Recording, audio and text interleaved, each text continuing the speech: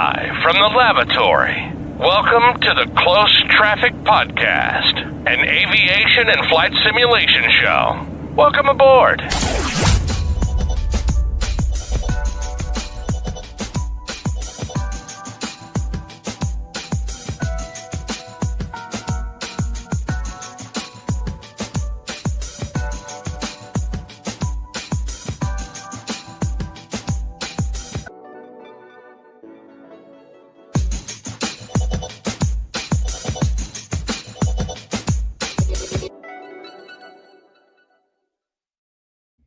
Ladies and gentlemen, welcome back to the Closed Traffic Podcast. Twas the Night is the title of this evening's episode, but so much more because we've got a ton to get into.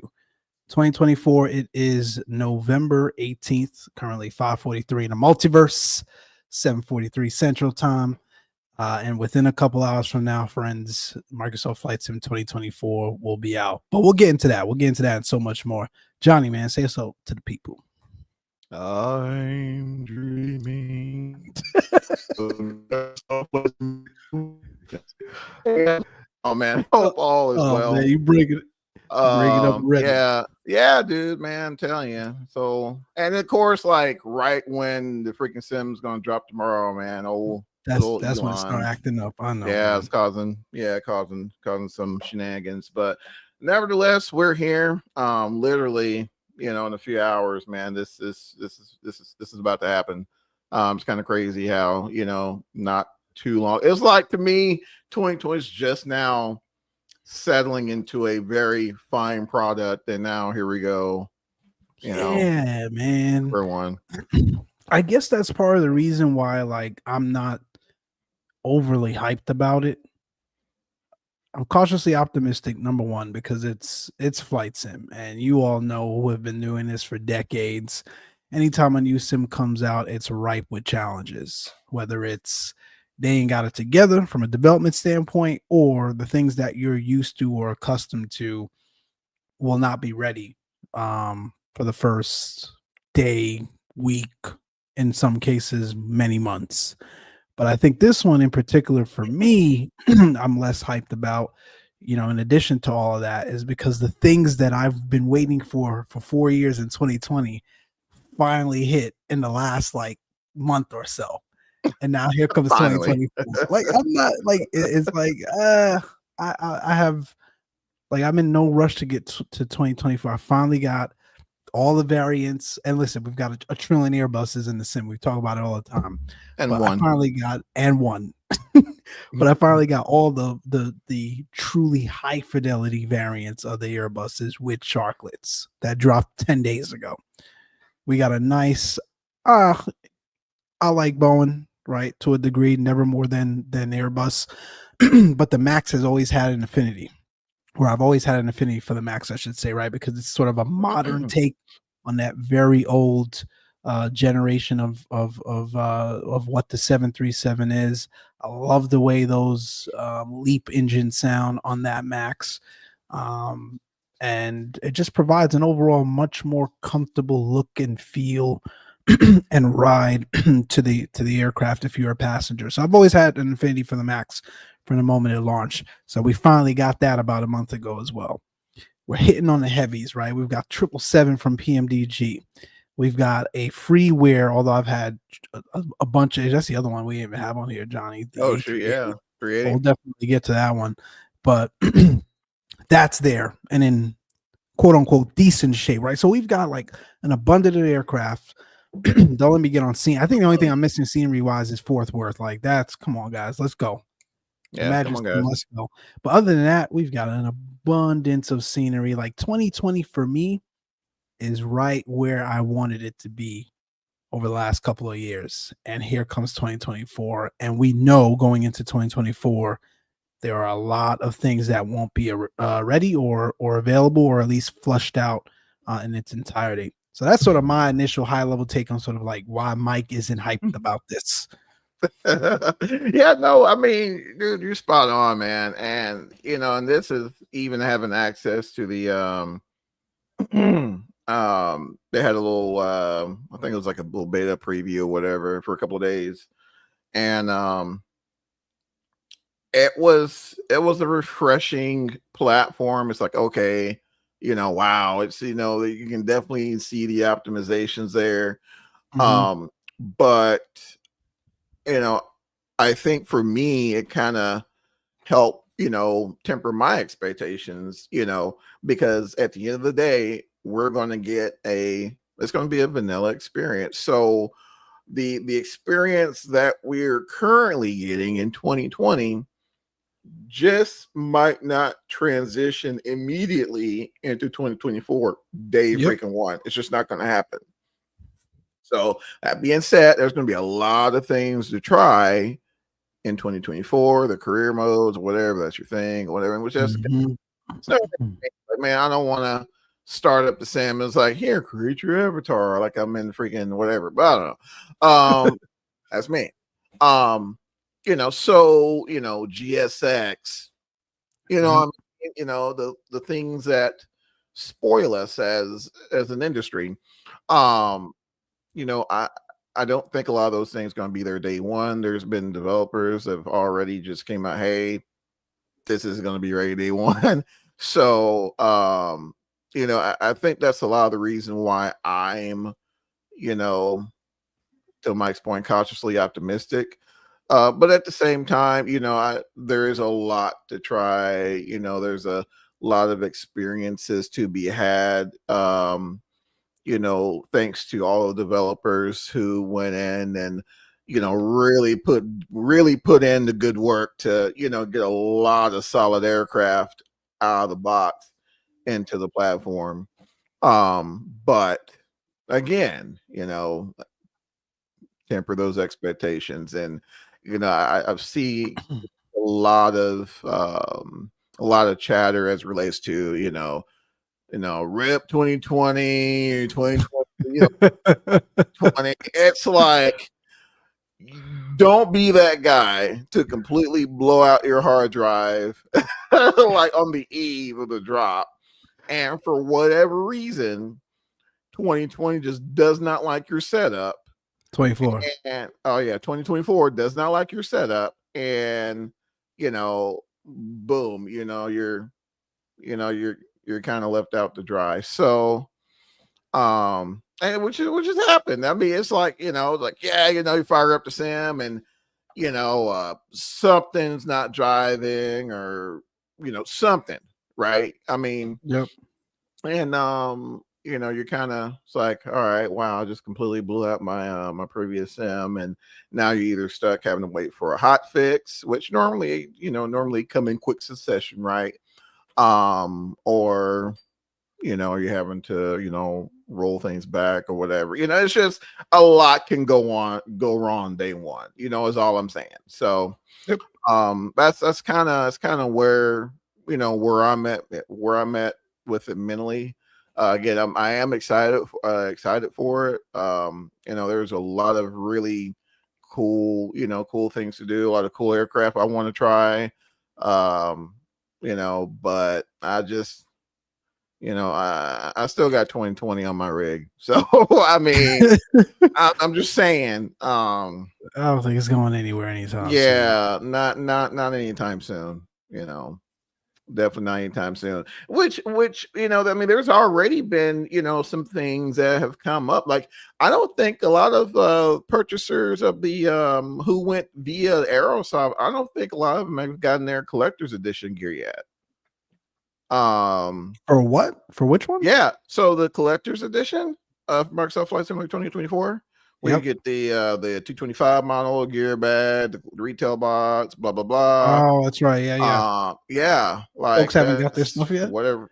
Yeah, I don't think they got it yet. That's delayed. And then the marketplace, right? That's going to be a little bit behind a few weeks. So there's rolling pin. What's going on, Charlie? Yeah, Charlie's on PTO again today, but that's all right.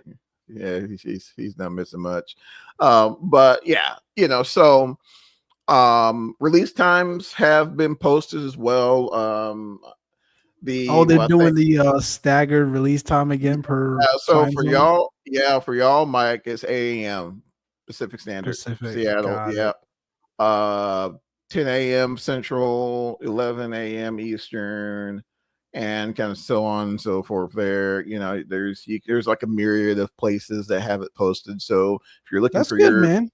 specific rival time, yeah, for sure, man. These, it's Microsoft, right? So they got Got it. decades of experience in software releases, right? So Yep. I don't foresee any issues, as it relates to that, but yeah, yeah, just be mindful that, hey, things can go awry, and man, enjoy it. man. It's before I move on, let me sure. What's up, man? Good to see you. Folks who pre-order the collector's edition will be given digital codes in the meantime to get access to the sim day one. Gotcha. So they've got a contingency plan. That makes sense. Um, yeah, man. I think you hit the nail on the head when you said, and I think a lot of it's in jest, especially those on the YouTubes and the Twitches and wherever else folks stream and record video. Death to 2020, last flight in 2020, goodbye 2020. It's got a little bit over the top, man. I know. I hope it's in jest, because like we just laid out, 2024 is certainly not going to be ready for prime time in the way that I know those content creators showcase a sim or showcase a sim. Now, you're doing your general, just like when 2020 first released, right? It was pretty standard and well equipped to handle your general aviation, quick hops and flights. And, there was nothing wrong with the sim per se. So I think a lot of that stuff will be ironed out for the most part. But like, you heavy metal senders and streamers and content creators out there, I don't know what you guys are sending and on an immediate release. I think there's some default aircrafts out there, but I mean, how well equipped are they in compared to some of the add-ons that we've been flying here? Again, like I mentioned, in the last month or two, compared to those default aircrafts. So I a lot of that remains to be seen. Again, you have to have there is a level of excitement, just being a hobby and a fan of what flight sim is and what it's done for this community and for myself, quite frankly. But it's like, you've also, on the other side of that coin, been in this long enough to know, sometimes you got to pump the brakes a little bit and let's just let stuff play out. But listen, man, it's all part of the excitement. It's all a part of the experience, and we'll just have to see. We'll just have to see. I probably, for me, maybe I'll pick it up this weekend. I don't know. We'll see. We'll see what happens. But again, man, until Phoenix, and this is me personally, until Phoenix and I fly, and I can confirm a lot of the, main sceneries that I fly to on a regular basis are ready, I'm probably gonna hold off on 24th. Yeah, that's it's definitely going to be a dual loaded situation for me. I mean, there's just a lot that's going to happen in order to get that platform stable. I mean, there's going to be a lot of testing and back end things going on as it relates to what Microsoft's doing with the servers and things like that. A lot happens during the go live when you're spinning up a new platform that's especially going to be cloud based. So it's definitely won't be my main platform anytime soon, but and it's weird all this is happening now, and literally what I don't know, Mike, within like a month span we've been seeing a lot of gnarly releases, Phoenix dropping for 2020. Yes. Yeah, man, that's my original point, and you summed it up at the very beginning better than I could have. We finally hit a point in 2020 where we've got everything we've been asking for. The sim, for the most part, is stable. Now, again, there is some efficiencies as it relates to performance, especially since the three of us have recently started diving into VR that we hope and I think have observed 2024 addresses. But beyond that, man, like 2020 is finally in a place where it's like, all right, man, I finally enjoy the sim again, and I've got everything I need, and boom, here comes 24, and half the stuff, if not more, that you have been waiting for 4 years won't be ready for another, call it 3 to 6 months. And maybe I'm exaggerating, but like, I've seen this stuff take quite some time. I think one of the things that I'm interested in seeing is, like, I heard someone say, or a few people say, like, GSX won't be ready day one, obviously, because it's not a marketplace provider, or they're not a marketplace vendor. But who needs GSX, right? Because you've got passenger loading and some of those other things 2024 brings. I find it hard to believe Very that hard to believe. 2024 is going to provide the same level of immersion and efficiency with passenger loading that GSX does today. Like, I hope I'm proven wrong, but there's no way. There's no way. Yeah.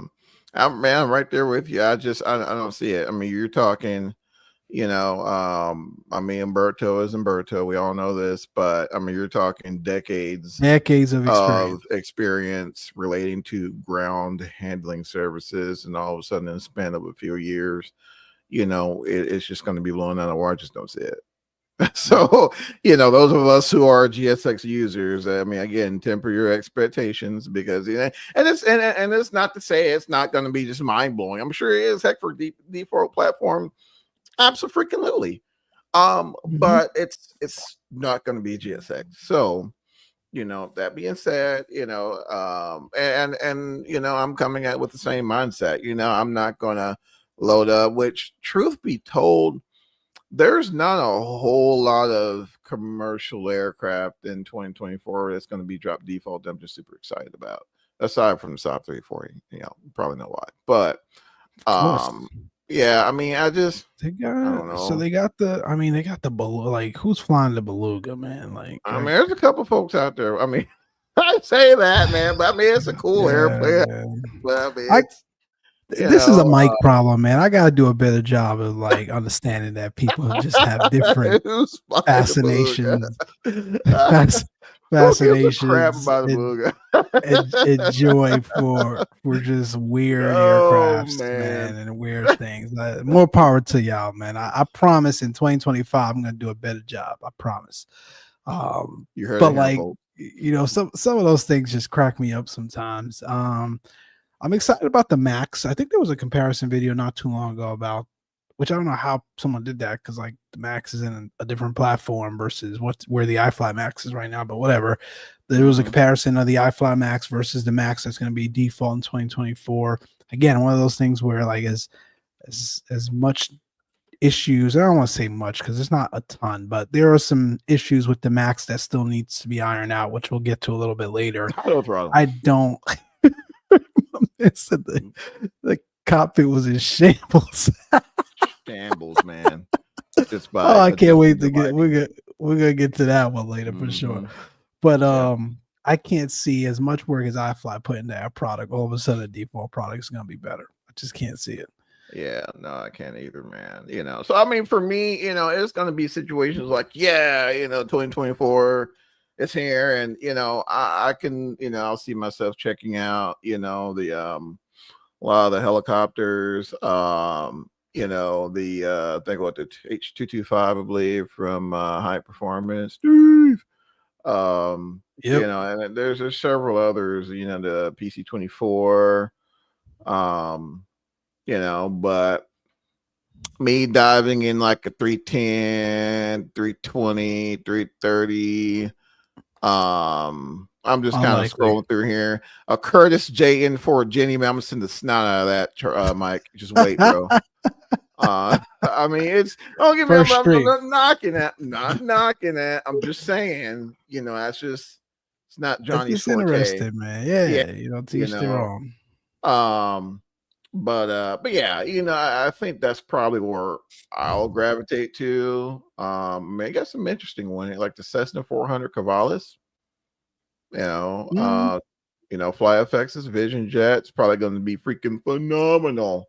Yeah, man, that's That one I'm excited about. Again, if I were, as long as my sceneries are there, like that's And see, probably one of the first, if that's not gonna the be first. the thing, Mike. Man, like if it's the same, if Yeah, they're going along the same direction as what I saw in the beta or in the preview or whatever, hmm um, dude, like some of the like plain Jane generic scenery. solid. Oh Um, no, really?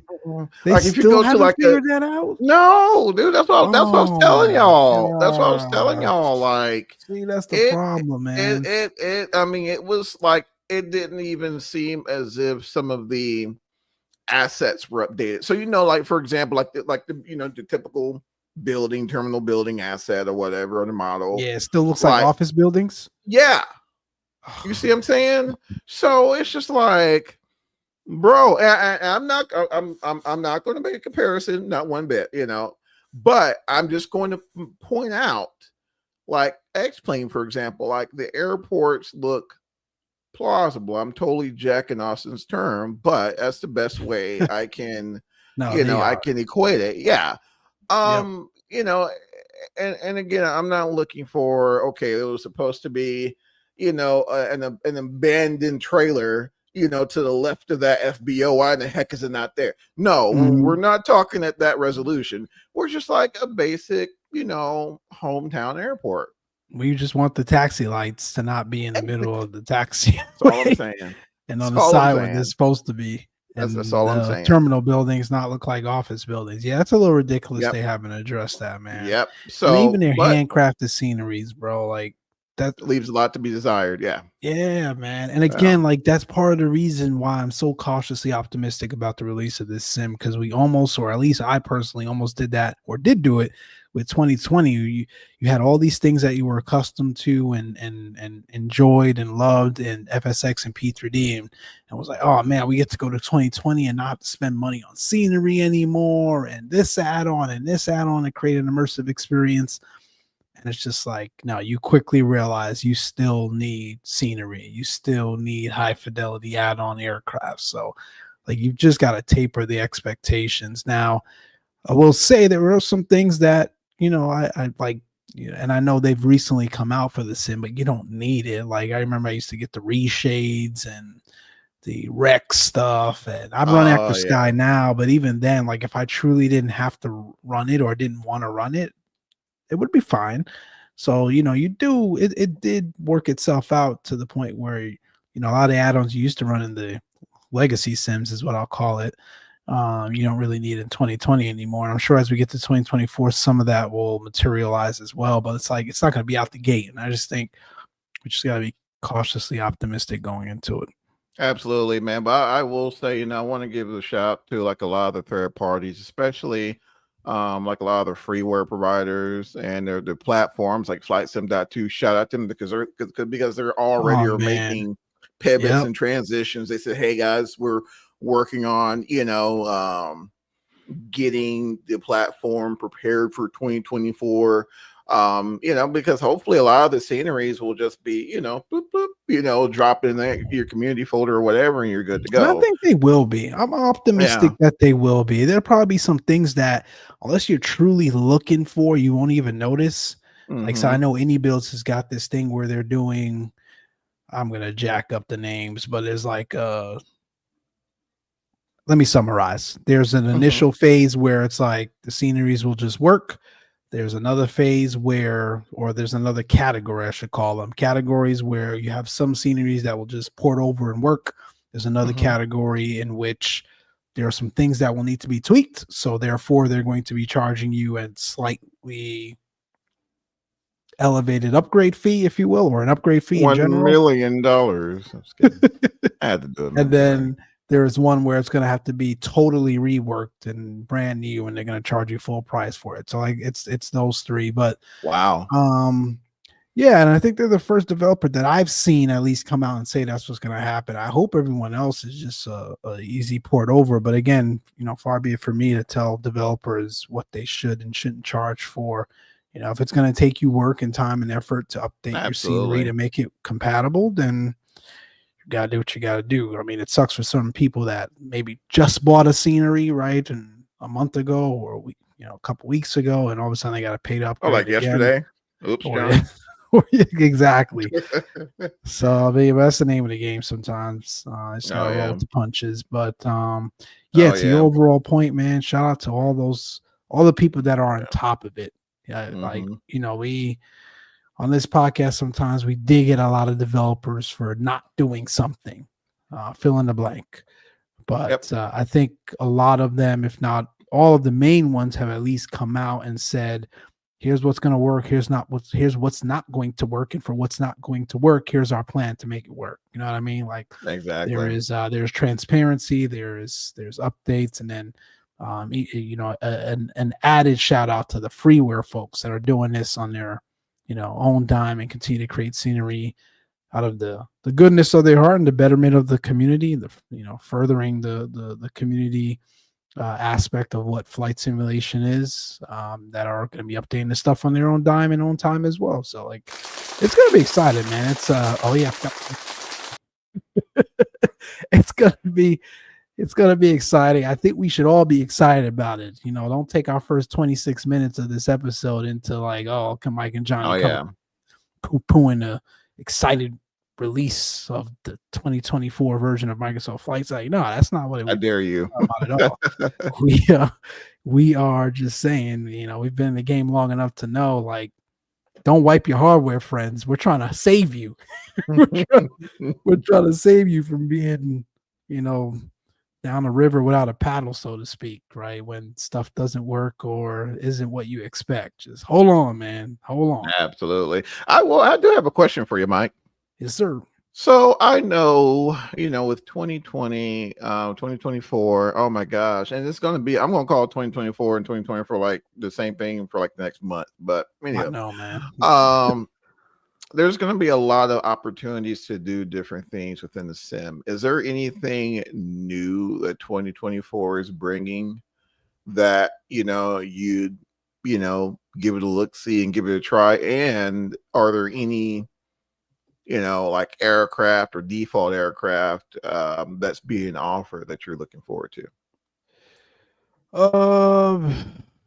You know what, man? To be frank, I haven't done too much research on some of the, out of the box default aircrafts besides the major ones that we just named. Like, I definitely want to try the Max. Is there an A330? Yes, I might try that. This. For me, man, for the most part, I'm likely going to stick to the add-on aircrafts that, I have for 2020. I just I've kind of been burnt by thinking the default aircrafts in this sim is going to live up to its hype and expectation.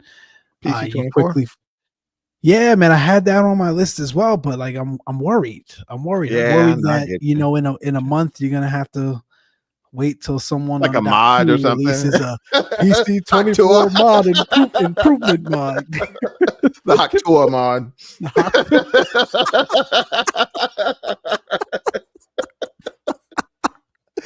Man, oh my gosh. Microsoft Flights in 2020 introduced so many quote unquote improvement mods. It's not even funny, bro. Like, it's kind of ridiculous. And again, it's shout out to the developers and the people out there that made it work. That made it work, because that's the only way you can enjoy like the Longitude and the CJ4. That's my concern. Like the Longitude and the CJ4, when those first came out, I was looking forward to those aircrafts more than even A320 Neon. That's saying something for an Airbus guy. But like it was clearly and quickly noticeable that they weren't hitting on anything. Let me get to these comments and I'll continue my train of thought. Colin says, make sure you check out the Joby eVTOL. So curious to see how avid GA121 pilots and simmers think about it. Yeah, I did see that one on there when I just looked at it now. eVTOLs have always had a place in my heart, from a general aviation standpoint. I did see the best review of that one. Did you? It's solid. Yeah, it's solid. Yeah, those aircrafts are fun. So I'll definitely check that one out. And insurance says the default aircrafts are pretty high quality. Oh, and they Man, are. sure. Yeah. I mean they look. I mean, is that look high quality, or you mean like they've been showcased in the avionics package and the flight model, and you could just say like for certain, it's pretty high quality? Because like they looked pretty high quality in 2020 as well before it came out, and you So quickly realized I'll they weren't. speak, Mike, on the eVTOL joke because I did watch that one. Yeah. The fly-by-wire systems and the modeling that was built into it, pretty dang legit. They're like they have this auto land mode that like it's completely hands-free and the thing kind of like the Jetsons. I mean, minus the sound effects, obviously, but like, yeah, it was pretty. It was pretty fleshed out for a default aircraft. One would hope that, you know, from a systems, and no one is expecting for this, you know, like I'm working for my type for my, you know, whatever, you No, know, of I need course to use not. it. Yeah. Yeah. No one's looking at that, but just Right. a wholesome experience that, you know, provides a thorough flow, a workflow from point A to point B, if that kind of makes sense. You know what I mean? You know, No, that's something it. a good wholesome experience. I want to be And able to go in the back of the cabin, and like the Longitude and CJ4 didn't have that. In fact, the Longitude didn't have anything back there. right. CJ4 did, but it was like, that's the kind of stuff I'm talking. Sorry, I think I interrupted your train of thought. No, that's fine, man. It's all in shambles in there anyway, so no worries, man. It's probably getting old. No, man, I guess the long way of answering your question. So from an aircraft standpoint, the PC-24 certainly is probably the top one on my list, the 737 MAX from an airliner standpoint. As far as experience, I kind of like, the whole, how would you classify that? What are they calling it? Where you pick your Career avatar, the mode or career something. mode. Yeah. Like, I don't know I would use it to that degree in the way that they have sort of classified it or built it, but I'm excited for what that unlocks, right? For like the future of um, virtual airlines, for instance, right? Now you've got an external virtual airline client that you typically interface with now, and a lot of that stuff is tracked externally or outside of the sim using SimLink and whatever it is, and some of that stuff is manually inputted. Smart cars, obviously, our friends over there at Colin and those guys that have built applications and platforms to help support that stuff. I'm excited for what career mode does to that level of the sim experience, right? What else is that going to unlock natively within the sim? So I think that's the other thing. And then last but not least, certainly performance. We hit on that earlier. I'm flying VR almost 100% now. And it's you definitely get your bruises as it relates to the performance of the sim and the impact of VR, especially with high fidelity aircrafts and scenery. So I'm excited that the sim is a lot more optimized, or at least so they say. And I would like to see what the VR experience looks like and overall performance experience looks like for that sim going forward. No, absolutely. Sure, it says they're building on top of what was there before. For instance, Longitude is pretty darn good now without any mods. All right, man. I'm looking forward to it. All default planes will have cabins in 2024. All right, that's good stuff. That's good to hear. Again, it's one of those things where you've seen the hype before and you get in it. It's like there's some work to be done here. And again, I'm not looking for anything that's like study level or type rating level, to Johnny's point earlier, but something that's enjoyable without having someone have to go create an improvement mod. I'm sorry, man. I'm riding down to the wheels fall off, dude. Don't care. Hey, I did see something that was pretty interesting. So it looks like they have a Cessna 408 Sky Courier. Yeah, bro. Included as well. My behind just needs to go look at what all the freaking planes are. I dropped the link, bro. Oh, my bad. Bro. My bad. My bad. Yeah, they got some Cessna 404 Titan. Oh, dude, that's getting the crap sent out of it. I mean, it's gonna be, to your point. I don't see no link. That's the first link you dropped. Oh, you mean the chat? The group chat? The private chat. No, I don't see it in here. Oh, Multiple. No, that's those hold guys. on. There we go. All right, check it. All right, I got you. Sorry, ladies and gentlemen. Our producer's out, Charlie. Producer Charlie's on PTO, so that's what he's happens, on PTO. man. That's what happens. Yep. Man, pretty comprehensive list, and the Dream Lifter we talked about. Yeah. What the heck is this thing? What? Which one? A thing that looks like a fishbowl. Add the Arrow, and that is a thing. The Arrow Elvira Optica. Oh, yeah, bro, I've heard of that one. Yeah, yep. And it flies. It's crazy. That is crazy. That does not look aerodynamically friendly, but yeah, bro. And like the Cessna 400, as I mentioned earlier. Of course, the 930. 24. I'm looking forward to that 24, man. Yeah, man. Then they got your PC12 NGX. I think Coronado might be the NGX is in there. Yeah, bro. Finally. Yeah, bro. Man, like the Cessna 152 Aerobat. The ag truck. I think there's an air tractor as well. Yeah. So for example, that 7478 that we had in 2020, bro. Terrible. Mm-hmm. Salty had to make a mod for that thing to be even remotely close to flyable. So like that's one of the things that I would pull. Has anyone seen what this looks like? Tried it out? Level of expectation I should have for this one? I mean, like I just find it hard to believe that these very complex aircrafts that takes folks like PMDG years to make and do so diligently and make it worthwhile is all of a sudden going to be, as we like to say, sendable in this new sim. You know what I mean? No, I get it, man. I get it. Because wasn't it y'all, man, that because I got the standard version of 2020, but wasn't it y'all that had the 787 and one of y'all sent it and it did something? One of y'all cartwheeled it or something, or who was that? Which one? The 787 when 2020 dropped.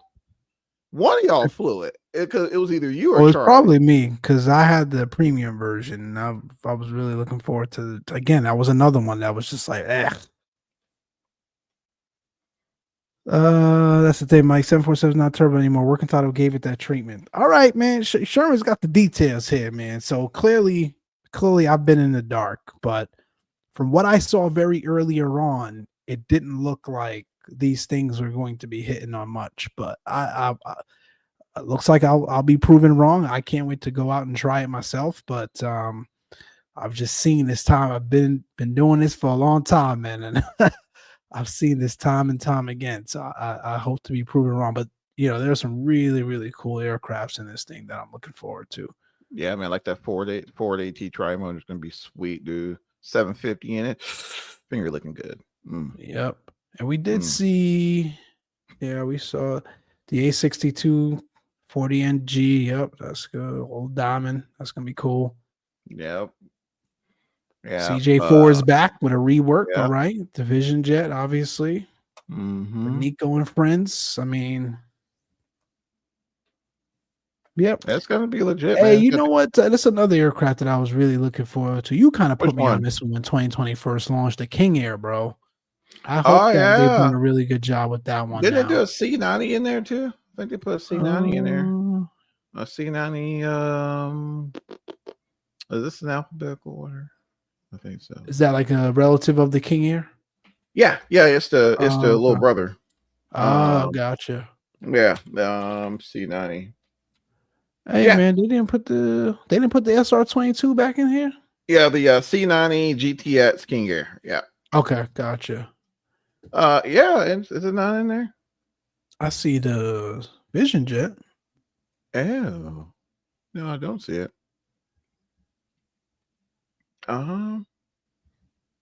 Would it not be in there?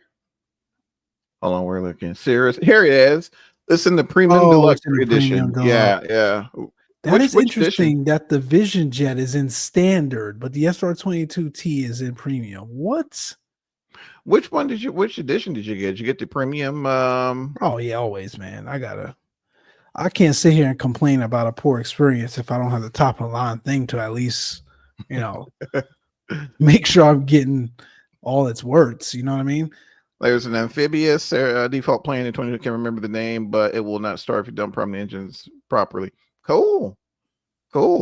I'm telling you, man. Even They put in work. They put in work. Yeah. I mean, That's exciting bringing it stuff, back, man. freaking, FS2004, where you were lucky to get a decent 172. I mean, this is the bee's knees. Then, so I mean, I'll take anything. Any one of these aircraft, if they're missing a little something or missing or whatever, I mean, somebody's going to come.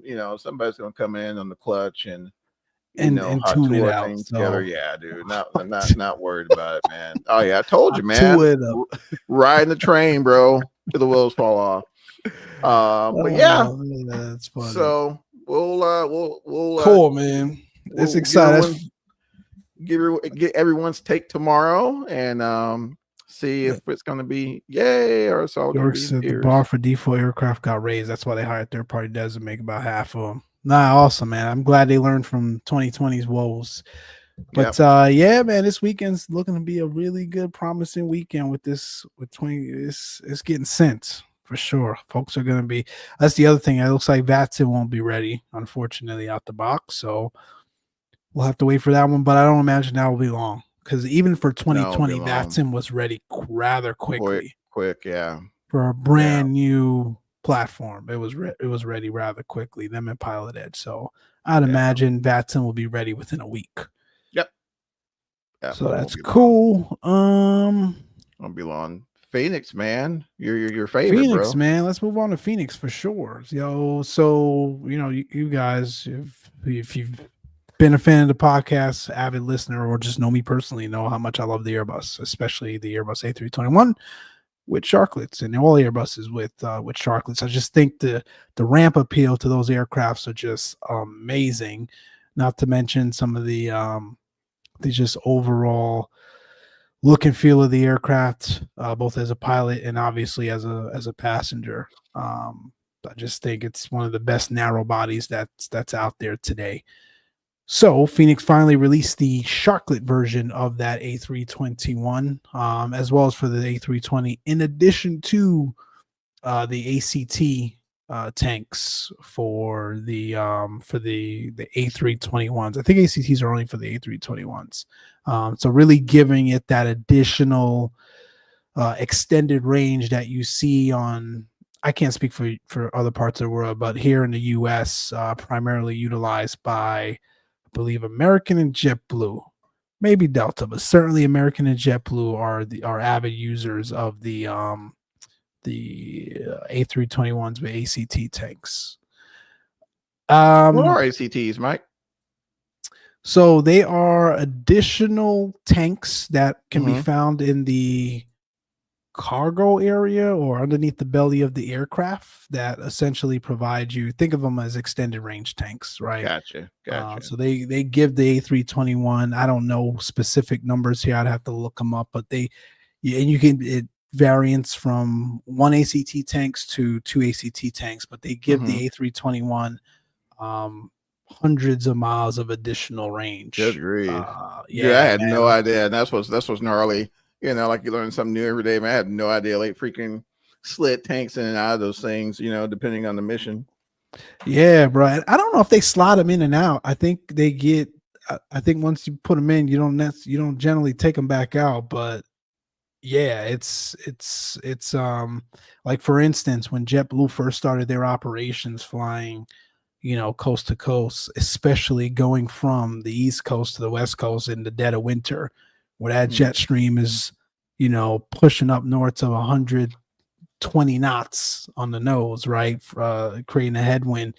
You've got to have like 48,000 pounds of fuel, right? To get from, like, let's say Boston to San Diego during the wintertime operations. And the A321s with the general default tanks that come out of out of Airbus facilities won't do it. So they've come up with the additional extended range tanks. We call them ACT tanks. You can add 1 or 2. Believe JetBlue and American runs with 2 for those long transcon flights, and that's what gets you that extended range. Good grief. It's all automated. You can obviously extra fuel, transfer fuel as you need to, but like with anything Airbus related, all that stuff is just straight up automated. Right.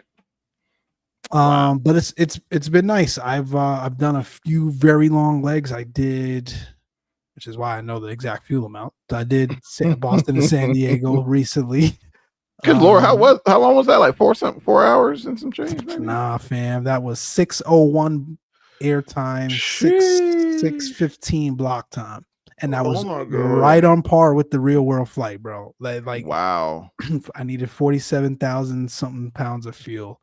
If you check the numbers and some of the other stuff for that real world flight, spot on. Gosh, man. So shout out to Phoenix for really bringing this thing home, and not just slapping some sharklets on the wings and sending it, but like really taking the time to address the performance related numbers that come with the addition of the sharklets as well as the ACTs.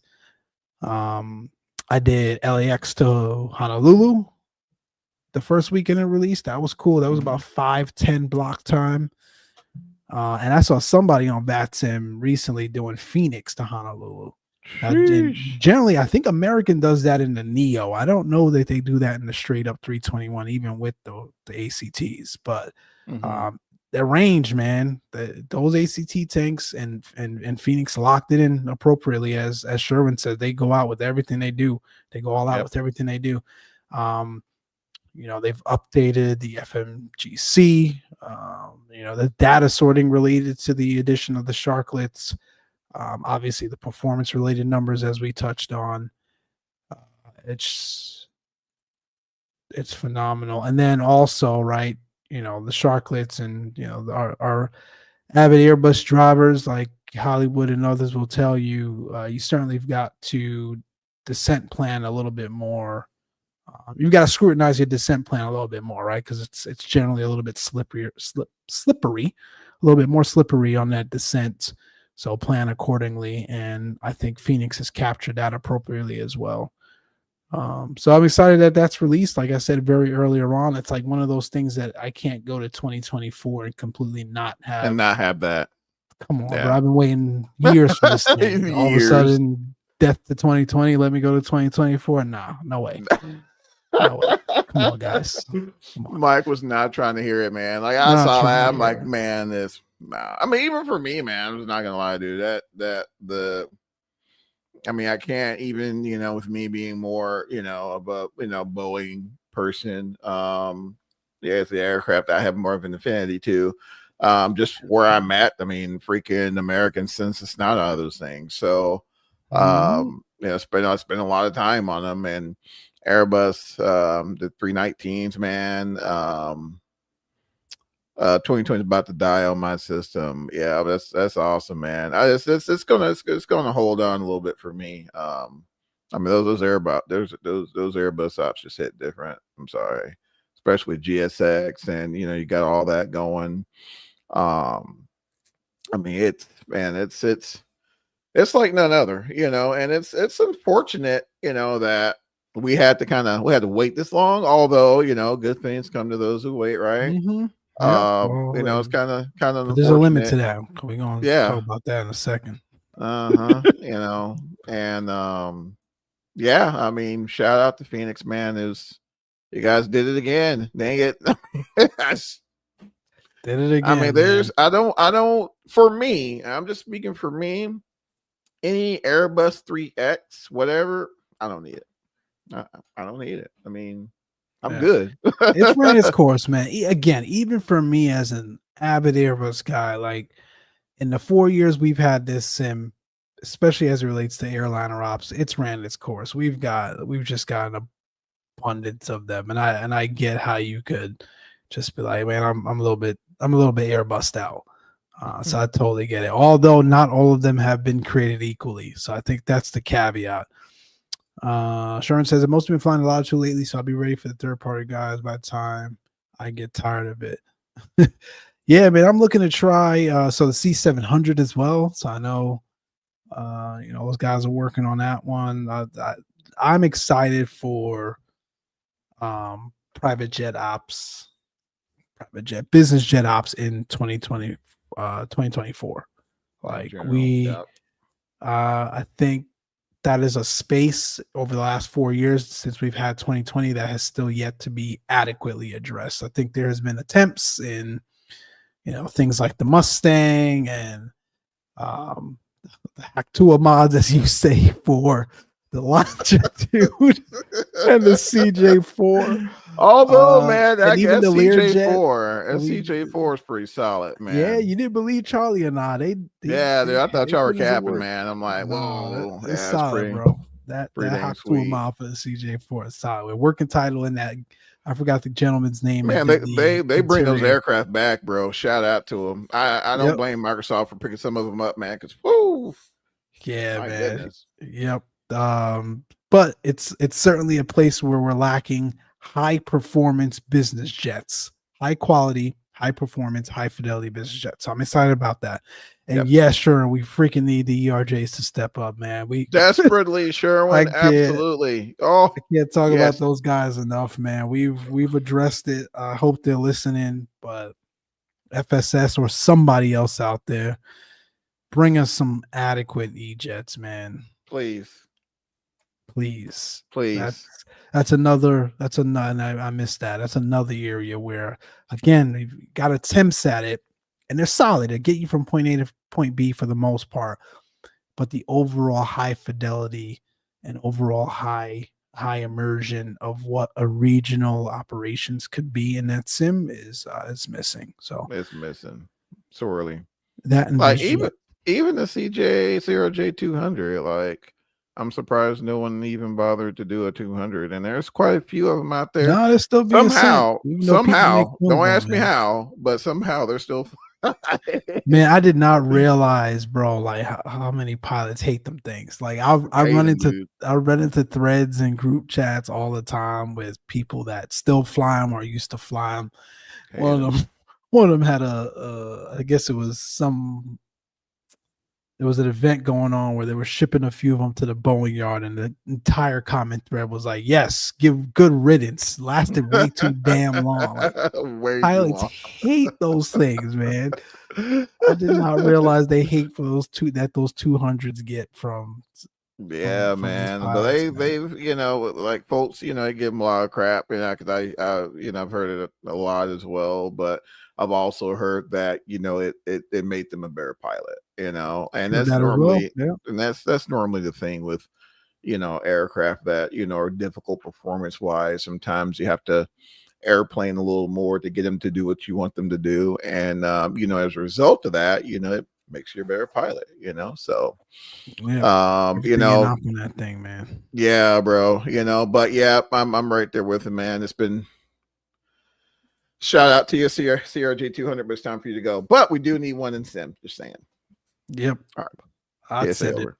So that's Phoenix. Sticking on the Airbus topic and bringing up the line you just mentioned a little bit earlier. Though good things come to those who wait. The flip side of that is bad things come to those who wait too long. Let's say that to transition us into our good buddies over at Flight Sim Labs. So FS Labs, and it's interesting the timing of this, right? Because I think it was literally the day after or 2 days after the Sharklets release for Phoenix. FS Labs confirms existence of A321 from Microsoft Flight Sim with teaser images. This is courtesy and via FS Elite. So I'll read a quick synopsis. Earlier today, a mysterious new website for Flight Sim Labs was floating around. It appeared to show placeholder images of information for upcoming A321 package for Microsoft Flight Simulator. Initially, this website was unverified to be real, but soon removed from being online, which only aroused suspicion. And then Leftress came out and confirmed it. Blah blah blah blah blah blah blah.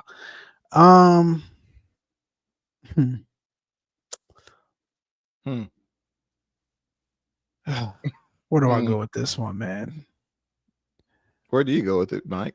I think, and we talked about this in the last show, if not the show before that, and in several shows in the last 4 years. Let's just be honest. FS Labs takes too long to produce products. This is not a Microsoft Flight Sim 2020 issue or new reality. This is straight up who FS Labs is. They've done it in FSX, they've done it in P3D, and clearly are doing it and have done it in 2020. It has been 4 years since this sim came out. We are now on the next iteration, dropping in literally 4 hours, depending on what time zone you're in. And you just now tell me you have a 2021, I'm sorry, an A321 that, and you didn't even provide any updates. Let me take that back. You didn't tell us anything, but you've something leaked or whatever it may be. But there is evidence of your existence as it relates to dropping an A321 for the platform. When we just mentioned we've got a myriad of Airbus products already at our disposal. Again, not all of them created equally. They've all got different levels of immersion and fidelity. But it's like, man, like Charlie just said, you're late to the party. Now, yep. I'm going to let you hit on this, Johnny, because you were in those forums and those threads. I think for the most part, the community feels the same way. Yeah, no one's trying to hear that. Like, no one. But it's like you've spent money on a very high fidelity product or products from Phoenix who came in and filled a huge hole because Labs just wasn't doing anything. And if they did communicate in typical FSLabs fashion, there was no timelines towards it. And kind of, we'll get to it when we get to it. This is our roadmap. This is what we're going to do. We'll get to it when we get to it. And Phoenix comes up and says, you know what? We're going to create the best damn Airbus product line you've ever seen in a desktop flight sim. And by gosh, they did. In 4 years. Like, you're late to the party, man. And it's interesting that they chose to, I'm gonna let you give your impression first, and then I'm going into a little bit more details about it. Go ahead. No, Mike. I mean, dude, you pretty much, touched on all the points I was gonna say. I mean, you're late, FS Labs. You're late. And there have been developers in the past that had the same type of behaviors, and they're no longer in the conversation anymore. Whether it was voluntary or involuntary, they're no longer in the conversation for anymore. There is a really good developer of business jets. Those of you who have been around for a while probably know who I'm talking about. And in their defense, they were like a 1 to 2 man show. It wasn't a big team, but they just took forever. And it took so long until the platforms evolved faster than they can get product out to them. And now, I mean, I think they still have a website up, but that's just, they're irrelevant now. And that was my biggest fear for Labs, is that biggest fear, man. Their complacency will eventually lead them up to irrelevance. And it's getting to that point until finally, like, it was mighty funny how, to your point, Phoenix dropped the Sharklets and then this thing leaked. Come to freak on, dude. Don't feel any type of way because someone went to work and did something that folks have been asking you, to do from the jump. And every time someone brings it up, you get an attitude on the forums, dude. No one has time. Dude, this is 2020 has opened the doors for a myriad of new developers. And I could not be more excited. You got a bunch of young, brilliant minds coming in here and saying, hey, we can do this. And dang it, they did it. They did it. And in half of the time. And now here we go. Here, guys, here's an A321. I don't give a rat. I don't give a rat's ass what you put in that A321. It can be a full fleshed out maintenance simulation. I mean, the thing can go out and bake you muffins. I don't care. There is nothing you can do to that 321 to make me turn around and buy another Airbus. No, another Airbus, bro. You're crazy. You're crazy. Now, I'm on here saying this, and there's probably somebody's listening. Well, I don't know what you're saying. It's going to be a day one for me, and that's great. Have at it. But I know for me, and I'm sure I'm not the only one, it's going to be a pass. It's going to be pass. It's not even a situation, okay, they're working on a 321. Let's shift our efforts into something else. Let's push the Concorde out because they're working on a Concorde. There's a lot of people who are looking for a Concorde. Yep. Where is it? You see a Concorde, Mike? I don't see one. You see what I'm saying? Nope. And from what I've read, it's coming out. It's not even in the near future. In the ether, bro. We'll probably see a 321 come out from there before we see that Concorde. Yep. And that's a dang shame. And so he can feel however he wants to feel. But when there's some truth to what people are saying, people take offense. There's a reason why people take offense. I'm gonna leave it at that. I don't know the dude, or whatever. Hadn't had any conversations with him or whatever. Hadn't been a part of any conversations. But when something comes up in the forums that that's a legitimate question, all of a sudden, hey, blah blah blah blah, this whatever. And did we say that? Yeah, what I'm saying? It's like, come on, dude. Come on, man. So I mean, as far as I'm concerned, and I say this because I've bought every product that they made. And I'm like, Mike, dude, I'm not even a freaking Airbus guy. But I was that dude dropping $200-$300 for some freaking virtual aircraft. And that's the other thing, bro. Yeah, man, you're spot on because like this stuff costs money. Like, and we talked about like where the economy is for people and all over the world, to be honest. And we've got so many of these aircrafts now that cost money. And here's FS Lab. Now, again, we have no insight to what their price point is going to be. I would don't care. Urge them not to make it anything like they did in P3D and FSX. That would just be flat out ridiculous. But you do what you got to do. But if it's going to be anything like that, like who's going to spend another $300 on to your point virtual aircrafts when you've got a relevant, timely, and phenomenal product in the Phoenix line already? Yeah. Now, with that being said, it's P3D and the whole commercial thing, blah, blah, blah, and the pricing, across, myriad of developers was kind of inflated to do that, whatever. I get all that. But, I guess I'll say all that to say I'm not about to go give someone even $50 or $60 for the same crap I already for the same thing. Dude. You know what I mean?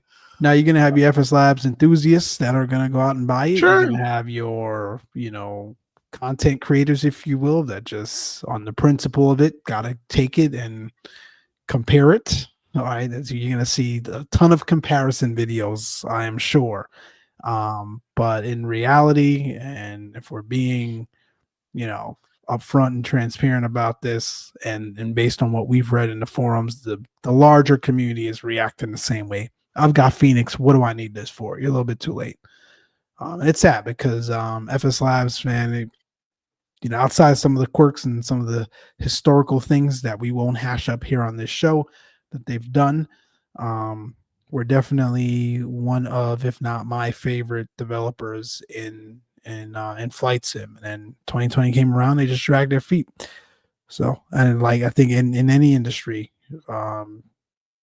anytime you get left behind, especially as it relates to a facet of technology, or if it's directly technology related, you don't keep up with the times or you don't come out fast enough with product, you're going to get left behind. People are going to go spend their money elsewhere. So, yep. I'm not fear bust though, man. That's so that's the Phoenix update. That's the FS Labs update. So we got two more topics technically, Johnny.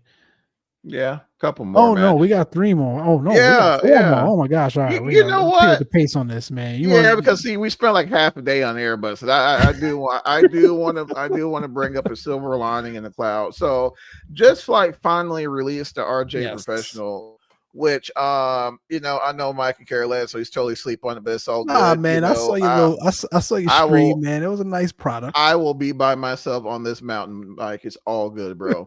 But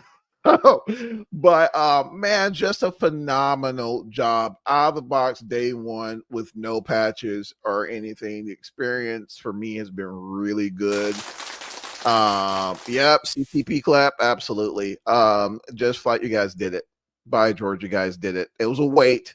But was that they, another one that was like supposed to be out or announced when 2020 first came out or something? No, it was one of those things. So after they released the 146, which is the RJ is the modernized version of that. Yeah. You know, that's when the RJ kind of came into the conversation and hey, you know, we're working on that, blah, blah, blah, whatever. And you know, so they for the most part, man, they've been on track with their roadmap. You know, but I think probably the thing that was most impressive to me is the fact that I mean it was solid. I mean, GSX, you know, for the most part functions well out of the gate. The integration is there. It's a little wonky for me, but I think it's just because their logic is a little different than how I normally use GSX, but it's flexible enough to where, you know, you can still do your own thing and GSX functions just fine.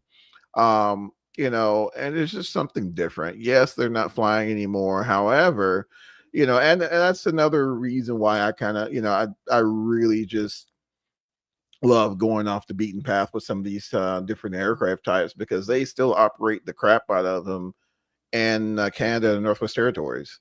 You know, so there's independent operators. Yeah, operators. Air Summit, Air Caribou, Air Summit specifically because they actually provide services that bring workers and equipment up to the diamond mines in the Northwest Territories.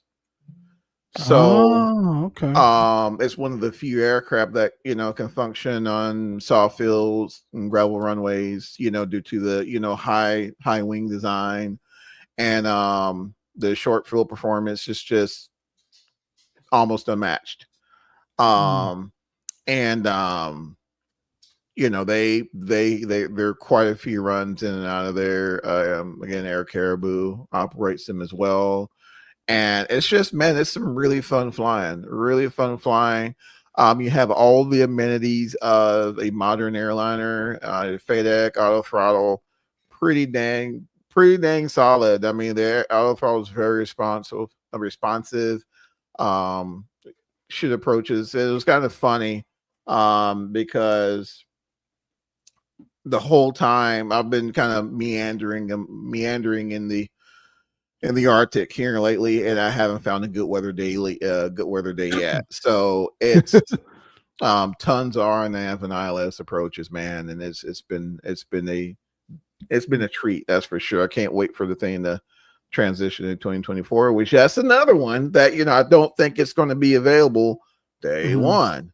So yeah, man, 2020 ain't going anywhere for me anytime soon.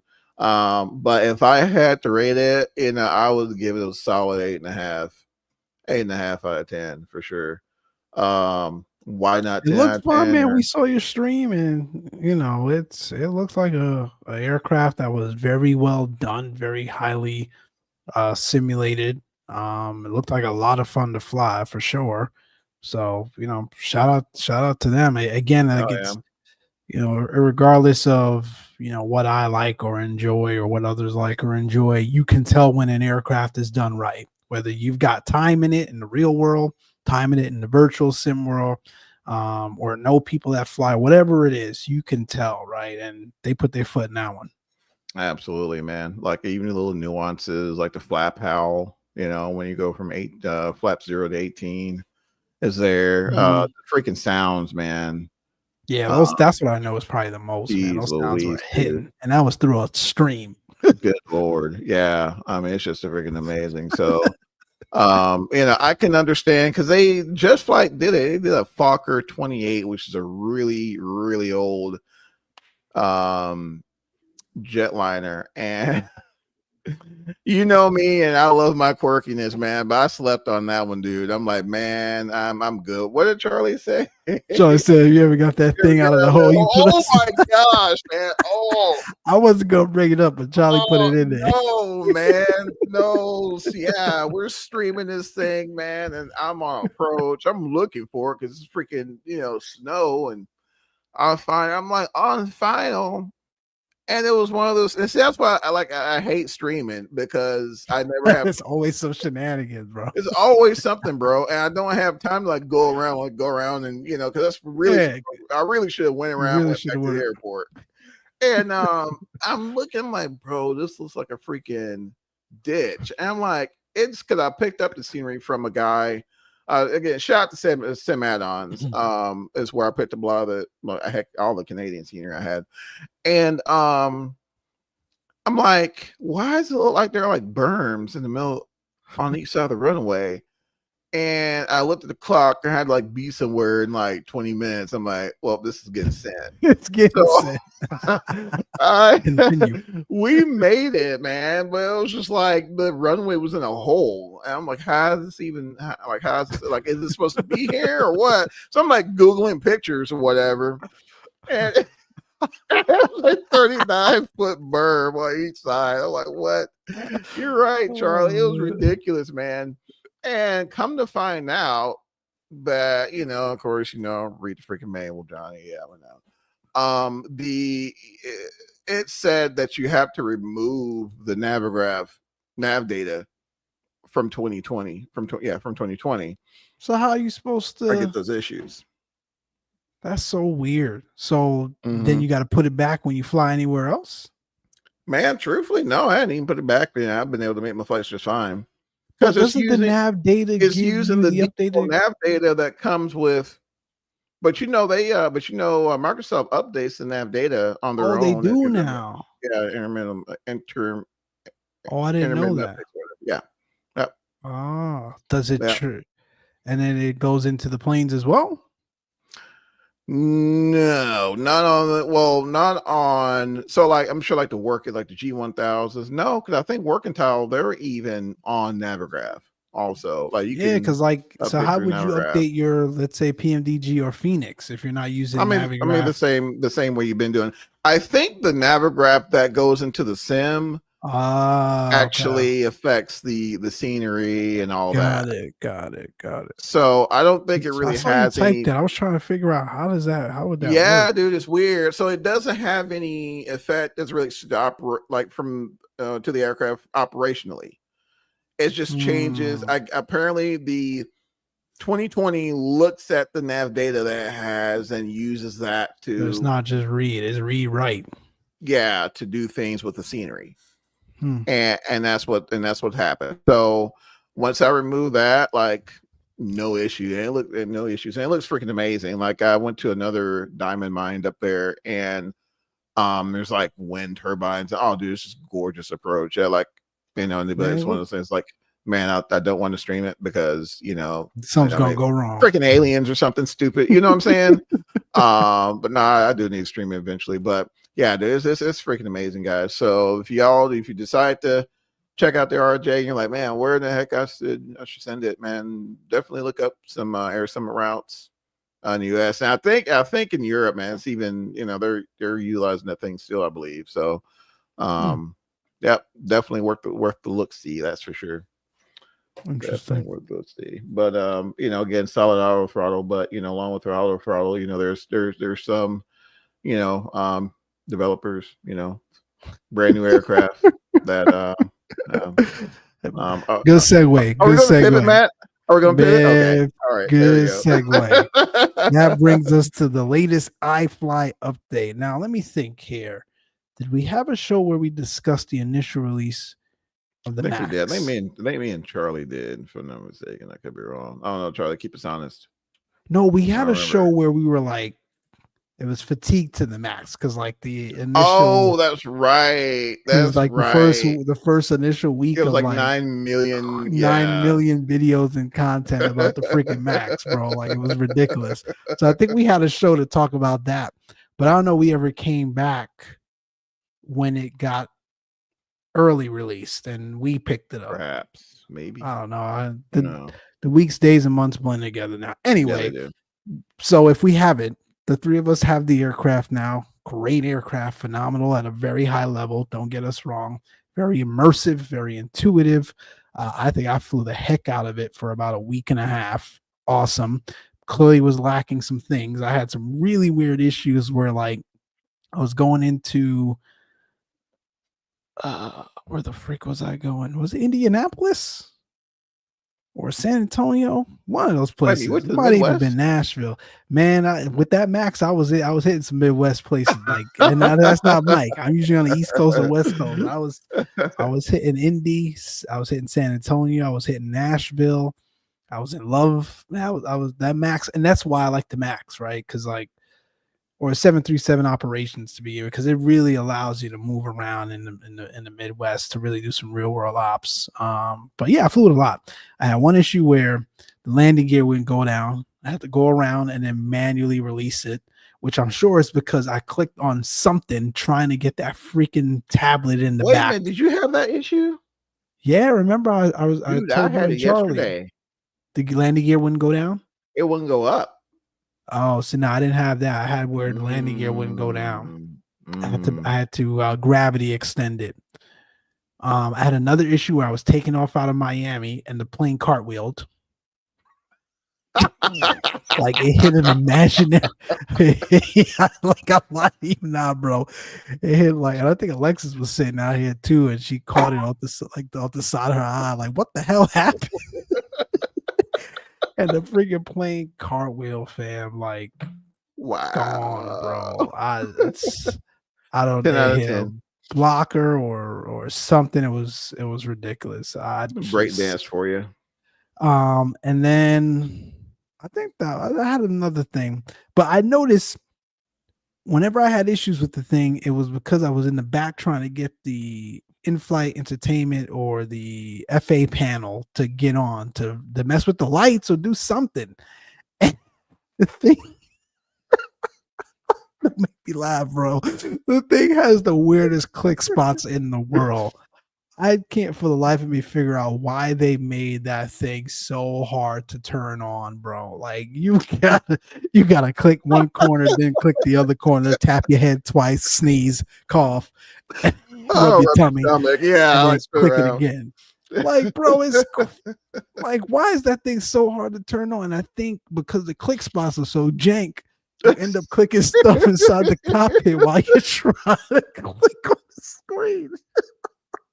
Just to mess with some lights, dude. It's so like insignificant, but so it's like a freaking virtual episode of Air Disasters, bro. Something so insignificant completely derails a flight, dude. And that's been my iFly experience from day one. From day one, bro. Like the plane is so great, but then it's got those nuances. And again, it's like, damn, Mike, why are you in the back of the cabin? Fly the plane, like right? I hear y'all, but it's super unrealistic to be doing a flight at 8 o'clock at night and you're taking off for landing and the cabin is full bright, fam. Like it's a safety hazard. It's supposed to be dark.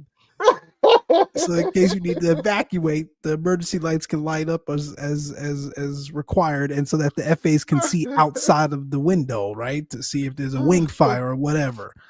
So that's why I was back there to answer the question. But back to iFly. Hearing or something. FAA hearing or something. Yeah, like why is it thing so hard to click? Man, it's ridiculous. So then that's the initial thing. And then they released an update a couple of days ago, which I have yet to touch because I've been in Phoenix Sharklets land. But Charlie tried it first and was like, yeah, this thing is worse than it was before.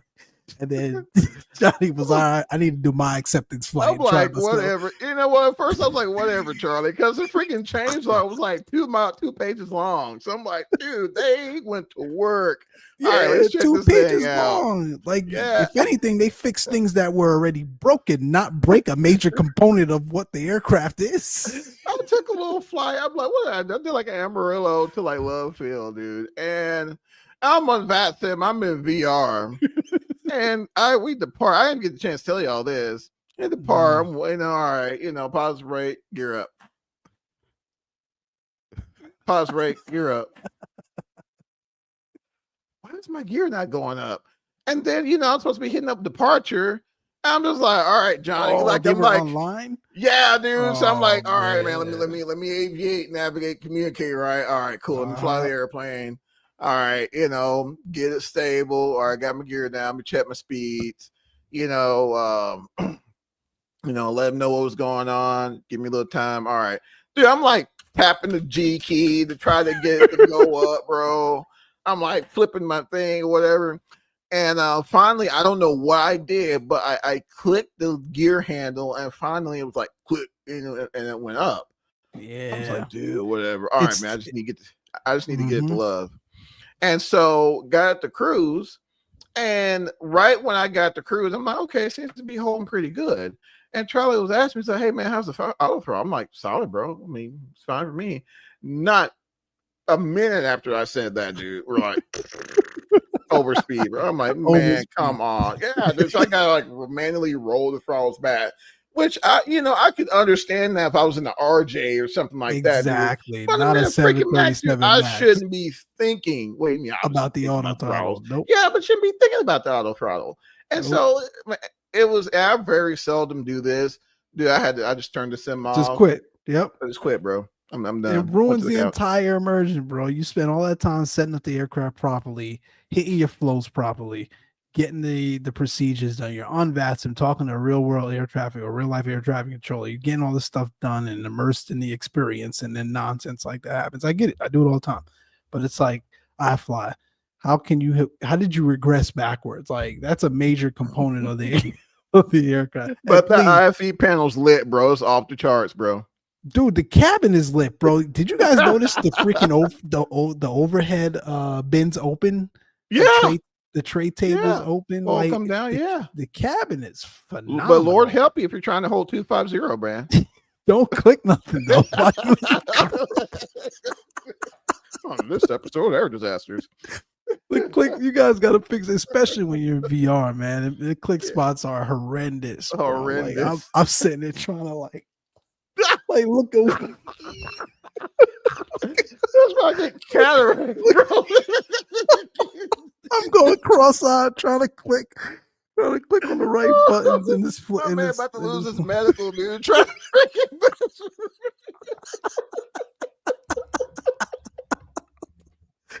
to fly a virtual sim.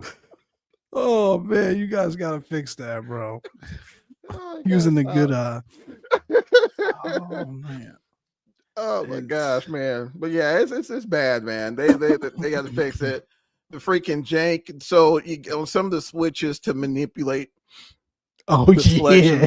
You got to roll. Oh my gosh. Now I do think. Well, so when you go into iFly Manager, there's an update now. Go figure. Okay. Oh, there's an update right now. Right now. Oh, they probably they heard us. They was like, you know what? Let's go push that right now. Push the production. Let's go ahead and roll the update right now. But so if you go in, cockpit interaction mouse, you can actually do the change that. Yeah, you can change that in their defense. So well done. I like the roll in VR because it's easier. Yeah, in VR. Yeah. But if you're not in VR, that is a pain, bro. And if you're not ready for it, it's a pain because all you do is zoom in and out. Just trying to click a button inside the cockpit where you're in 2D is ridiculous. Oh my gosh, man. And it's it's unfortunate because aside from that, man, the freaking thing's gosh dang amazing. I love that plane. It's my awesome. God. It's awesome. It like I said to you guys when it came out, I was flying it like mad. It made me fall in love with the Boeing platform again. It's phenomenal. It's awesome. Yeah, I love flying on it as a passenger as well. Like, oh, dude, yeah, heck yeah. I specifically, if I'm traveling, You trying to look for a max? Oh, Yep. dude, I'm looking. Okay, Same so here. 9 a.m. All right, man. We'll go ahead and get that 9 a.m. Man, they'll be all right. I get in when I get in. I get in when I get in, man. I'm about to get on this max until they switch to a dash 700 on me last minute. Thanks, Oh, yeah, that was with his Southwest. That could happen. That's the downside of that one with Southwest for sure. For sure, they're gonna send anything that's sent. Well, hey, man, hey, they got 2 good engines. All right, bro, send it. They send anything that's sendable. Yes, man. Oh my gosh. Speaking of Southwest, man, did you see that new cabin rollout? Man, I've been looking at that for like a month now. It looks sweet. Yeah, it looks sweet. I think it sounds like there's some concerns from the avid flyers, like the non-business and the more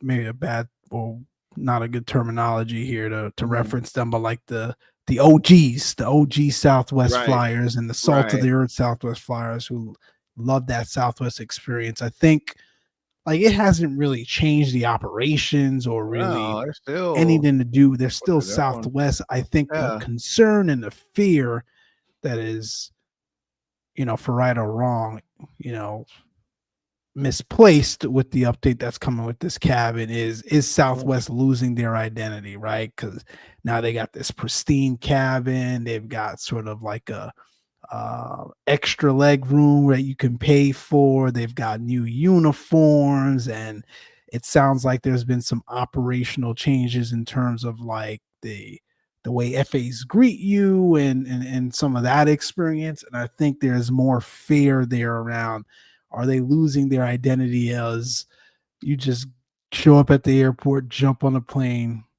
sit down, so you're saying you're saying if I go to like a Popeyes and get the same customer service as if I'm at a Chick-fil-A, like that's a bad thing? That's exactly what they're concerned about. Why? I don't know.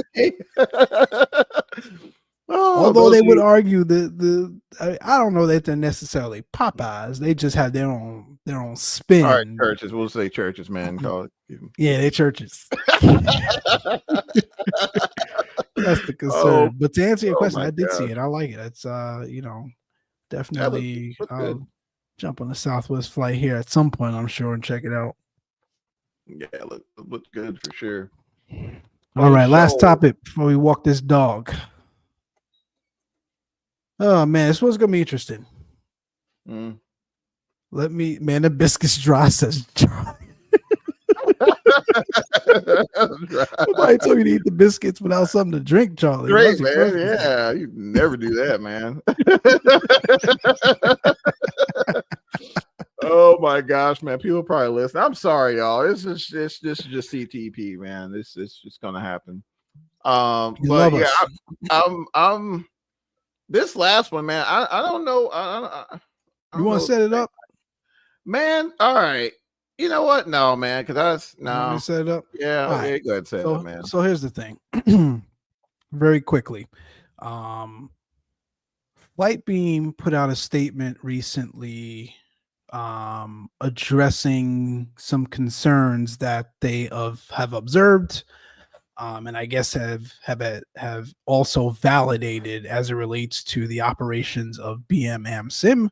For those of you that are not into the flight sim world or don't really know who they are or been away from it for a while, you guys certainly know who Flightbeam is. BM Sim has sort of been new on the scene of the last, I want to say 2 years, maybe 2-3 years. Yeah, about that. And have been putting out some solid scenery. And again, I caveat with this was before any of us knew any of this stuff. So I have several BM Sim, BM World AmSim products. I as well. And I think they're, are they any builds quality? Some of them are, but they're certainly top tier. I would give them top tier. But anyway, Flightbeam put out a statement essentially classifying, and I don't know if it's one person from BM Sim, or they are a group, or they're a team. I don't know, but essentially stating that BM Sim, or the person that runs BM Sim, after internal investigation, is someone that has previously pirated several iterations of their airports, of Flightbeam's airports 4 years ago. It was an incident that happened, I guess, 2 or 3 times 4 years ago. That person was banned. And I don't know that it sort of persisted beyond that initial period of time. Flightbeam eventually went on about their business. And, obviously, like many other providers out there, have showcased their roadmap for the sceneries that they're going to build, and that they're going to produce. And they noticed quickly that this new developer was on the scene, also sort of producing these airports that were on Flightbeam's radar or roadmap ahead of Flightbeam, right? They also noticed that whenever Flightbeam released a product that was after BM AmSim, or a product in general, there were 1 or 2 users that was on certain aviation forums that was always bad mouthing the Flightbeam products. Like, oh, how does this compare to BM AmSim's fill in the blank? How does this, compare to a true developer? Lots of naysayers and lots of inappropriate comments around Flightbeam's product. And Flightbeam was trying to wrap their head around it. Like, we've given nothing but praise and congratulations to BM AmSim, even though they are quote unquote a competitor. But competition, like we say on this podcast, on this show, is good for the market. It's good for the industry. So we've done nothing but congratulate them every time they produce a scenery. But here's this person that's bad mouthing us whenever we produce a scenery. So lo and behold, again, I'm not going into full details here. You can read the article from several different places, including FSLE or Flightbeam themselves. Lo and behold, Flightbeam tied the people in the forums, or this person in the forums that was bad mouthing them, to BM AmSim, and then further tied that person to the original person that was pirating their sceneries 4 years ago. So they came out, and Flightbeam, that is, and another developer as well, I'm not going to get into who that was, came out and said, hey, it turns out that BM AmSim is this person that was pirating our scenery 4 years ago. We've blocked them, etc. Looks like they've now copied it. They've copied our roadmap. And if that's not enough, they continue to sort of badmouth us. I just want the community to essentially know who BM AmSim is and who you guys are buying your products from. That is the very high level summary of what transpired here a few days ago. Since then, several platforms have temporarily removed BM AmSim from their platform. So AnyBuilds is one. AnyBuilds put out a statement as well, summarize this at a high level, essentially saying, hey, we want to remain dedicated to upholding transparency, integrity, high standards, etc. The actions that they've taken was to temporarily remove BM World AmSim from their store or from their platform until this situation is resolved, and until the parties involved have reached a resolution. Another provider or another developer has come out and said, yeah, I kind of noticed BM AmSim was also trashing my product and has copied my roadmap as well. Just, I'm going to give my opinion about the roadmap copy and stuff a little later, because I think I differ, or Johnny and I, based on our conversations, differ from what these developers are saying. But I think I'll start by saying there is no place for pirating. You going out and taking someone's hard work and putting it off as your own, or just downloading it so you can enjoy it without giving them their fair due, is just outrageous. I don't care what industry, what product, what it is. There's no tolerance for that. And supporting a developer in that fashion, for me at least, will not be something I would do going forward. So I'll address that up front. I got some other opinions about the whole roadmap stuff, but I'll let you jump in first, Johnny. Yeah, needless to say, it was a bit of a surprise to me. Again, over the decades of being in this industry, sad to admit, it's not the first time where there's been a level of controversy amongst the developer community.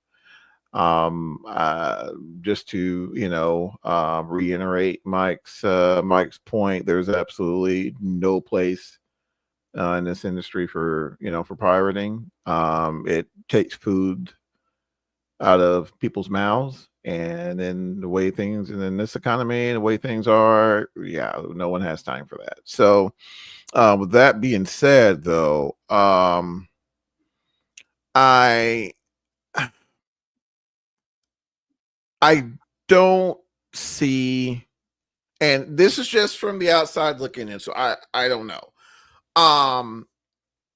But and maybe someone in the comments could chime in, but I want to see where the true, if aside from the pirating aside, where the offense is.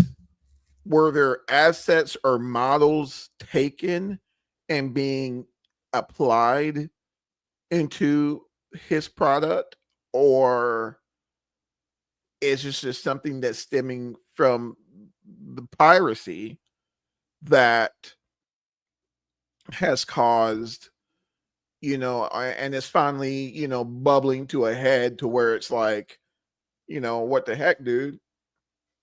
Or is it that in combination of, their roadmap coinciding with other developers' roadmap? If that's probably the best way I'm putting it, because I'm reading through some of the information I have based on some of the articles that we all have access to. And it's like there's some conflict between them and Umberto from FS Stream Team as it relates to for BMM Sim, they got beef too. Yes, from piracy. Wow. Looks like dating back from 2020. Wow. I'm sorry, Flight Beam. Flight Beam. No, but Umberto had a run-in with him too, a member of that team. Okay, interesting. So definitely looks like it's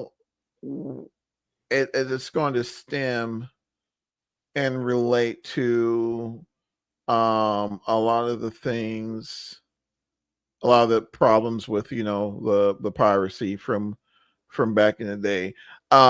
As far as so I agree, I would have beef with that too. But the roadmap, yeah, that's a hard one for me. That's a tough one for me. Yeah. I mean, yeah. It happens all the time. You know what I mean? Don't publish your roadmap. Yeah.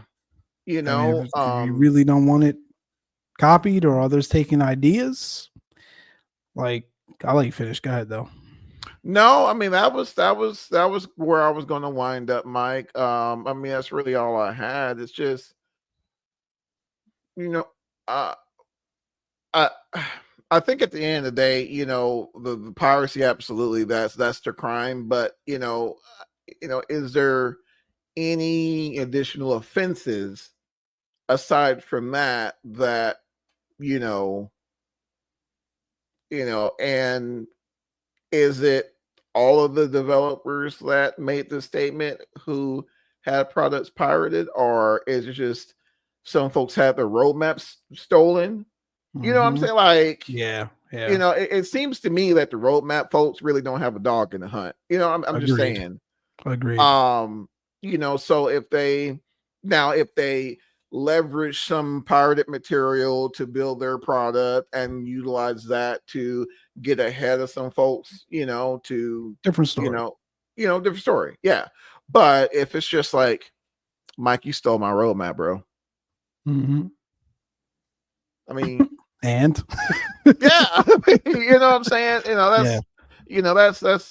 That's all I got on it. It's unfortunate. Hate to hear that, but I will say, maybe the folks, stop redoing the same gosh dang airport 5 freaking times. Maybe we wouldn't have this gosh dang issue. There's like thousands of freaking airports around the country that need some love. But yeah, we're going to hit Washington about 900 times, sprinkle in some San Francisco 1,500 times, and then double it up with Freaking LAX, for the 5th time and call it slick, dude. Come on, man. Let's add a little more seasoning to the pot, but hey, that's just me. What are you saying, Nah, Mike? you're spot on, because I know that bothers you the most out of all of us. The fact that, developers out here creating the same damn sceneries over and over again. It's like we talked about the top of the show. Where the hell is Fort Worth? Like, imagine Sim finally stepped up and is doing it, taking a while, but it's like all of you complaining about your roadmaps being pirated. Why haven't you done Fort Worth? Like, where is that one? You know what I mean? I also think they're conflating the two. I think I have not seen evidence of them explicitly stating this pirate has taken attributes and things from those sceneries to then create and further and expedite their roadmap. It is more like two separate issues. It's more like, hey, we want you to be aware of the guy or gal or whoever you're getting into business with. Right? That seems like more the beef. Like, there's this person out there doing, a ton of sceneries. And I think Flightbeam has a little bit more of a leg to stand up on, because it's like, sure, we've congratulated them and they're still trying to hit us over the head, discredit our products. Like, you pirated from us, you stole our roadmap, although we both agree that isn't a thing you should be complaining about. There's ways to handle that. But now you're taking it a step further by trying to discredit us and say we don't make good sceneries, which I think ultimately you should leave up to the community to determine. But it doesn't help when people are bashing your stuff. So I think Flightbeam has a little bit of a leg stand. Everybody else coming out of woodwork, yeah, man, they copied this airport that I was going to do 2 months ago. Stop it, bro. Stop it. Stop it. And one thing I did miss, I didn't realize BMAmSim or AmSim, and it sounds like they're like partners or something. Partners, yeah. BMW and AmSim. So AmSim has responded, essentially saying, we were aware of the incident 4 years ago. To our knowledge, it was resolved amongst the parties 4 years ago. It feels like they're out trying to hunt us and trying to shed light on something that was resolved 4 years ago, because we're making these awesome sceneries before they are. So I think AmSim has a leg to stand on. I think the community should be aware, because it's up to you to determine who you want to do business with. They were a pirate, and it sounds like they did it multiple times, even though it was 4 years ago. And if you want to say, I don't want to give you my money, then I think that's appropriate, and that's fair for you to make that judgment.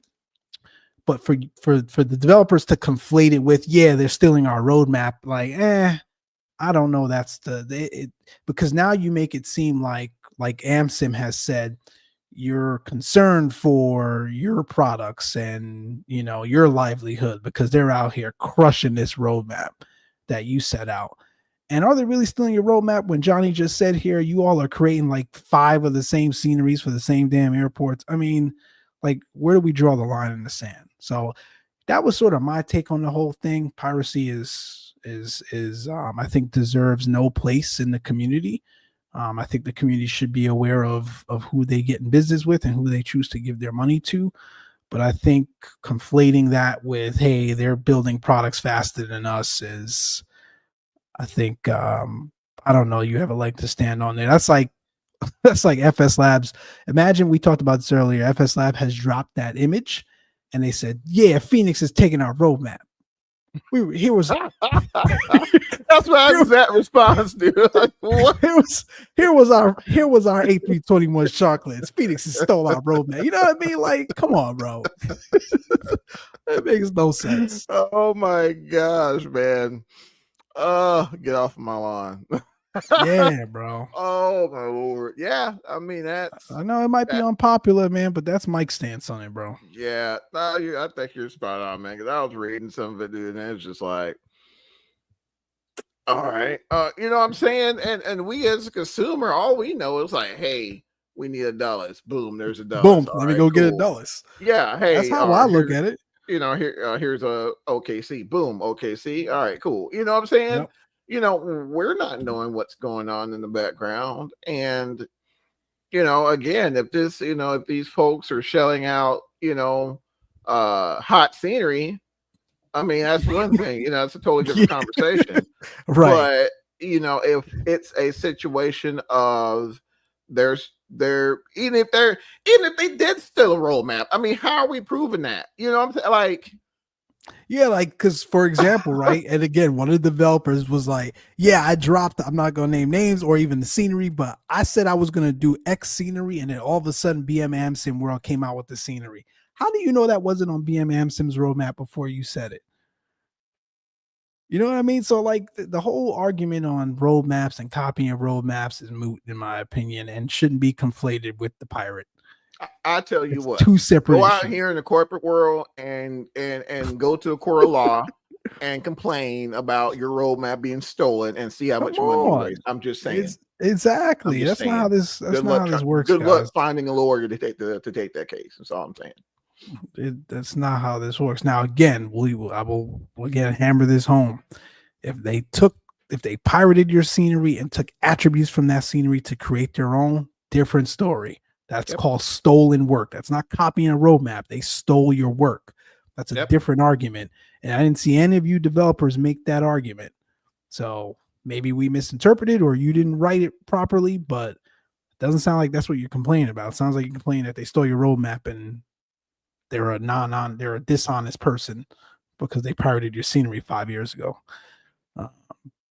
But I don't know, teach their own, man. It's getting sent. Yep. Sent, bro. It's getting sent. I mean, it is what it is. Again, I think there's no place for piracy. The community should be aware of who they're doing business with. So I'm thankful to those folks bringing it to light. Flight Beam particularly, but for you other folks that are trying to jump on the bandwagon, go sit down. But yeah, man. I think we hammered. Yeah, I'm gonna get off that one. Yeah, I'm gonna slide off of that one, man. But there's a couple of real world topics you wanted to touch on as well, Mike. Man, had some tragic incidences here. Yeah, man, real quick. A couple of shout out to Blanco Lurio. If you've been under a rock and don't know who he is and you're in the aviation world, please check him out. It's on YouTube, Blanco Lurio. But he is a airline pilot, if I'm not mistaken, wide body American Airlines pilot. I think he's on the 777. And obviously avid general aviation enthusiast. I think he owns a couple aircrafts himself, lives up there in Northern California. He covers crashes, general aviation crashes in particular, but all things transpiring that is newsworthy from an aviation standpoint across his channel, and really provides an insight from just a wealth of experience and for as long as he's been in the aviation world and the stuff that he does. That I think the community at large benefits from. So a couple of ones lately, and two of them in my own backyard. So there was a Piper Cherokee 6 crash in Pomona. That was one of my training airports. Been there a ton. In fact, I think I've got like 2 videos on my channel of me doing pattern work or flying into Pomona Brackett Field. There was a Piper Cherokee 6 landed short of the runway. That person, whoever was flying, did a hell of a job flying that thing to the ground. There happened to be a drag race that was going on at the Pomona Speedway, which if you know Brackett and Pomona, and that speedway, it's literally like 1/8 of a mile. Like you literally fly a 1 mile, if not less, final over that speedway when you're landing into Brackett, the 2 6s. And that person, they're trying to determine what happened, but prop was windmilling, so certainly didn't have full engine power, and crashed into a truck and then some trailers that were parked up for the race. Thankfully, there was a race because first aid and first responders were able to get there. Like sirens and trucks were rolling 10 seconds after the crash. So I think that was a thankful situation there, and everyone survived. I think there were some critical injuries to 4 of the people. There were 4 people on board. But everyone survived, and a lot of that was due to that pilot, aviating, navigating, communicating. In fact, Blanco threw up the radio frequency and played back some of the conversations that were happening around that time. And that pilot didn't make one Mayday call. They were focused on flying the aircraft, and they flew that thing to the ground. So many times you get these accidents and people get so close to the ground and they try to extend the landing or pull up instead of pushing down and trying to keep the airplane flying. It's just natural human tendency. And you get into a stall spin scenario, close to the ground, and your chance of survival is low. This guy literally or gal literally flew the thing into the ground and was able to save the people on board. So that was the Piper Cherokee 6 at Pomona. Catalina, this happened maybe 3 weeks ago now. This one's super sad. There were, oh my gosh, 5 or 6 people that lost their lives. That Catalina Airport, another one that I visit at least once or twice a year. And it's what makes it even more sad is the person that went out there was going to go rescue this happened on November 7th, so 3 weeks ago, 2 or 3 weeks ago.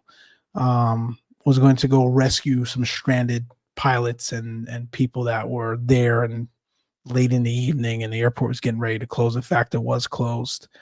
So someone flew out in their plane.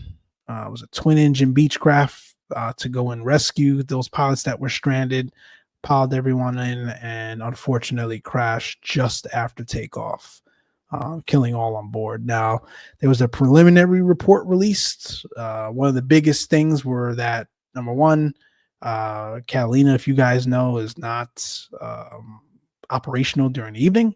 So no night operations is allowed there.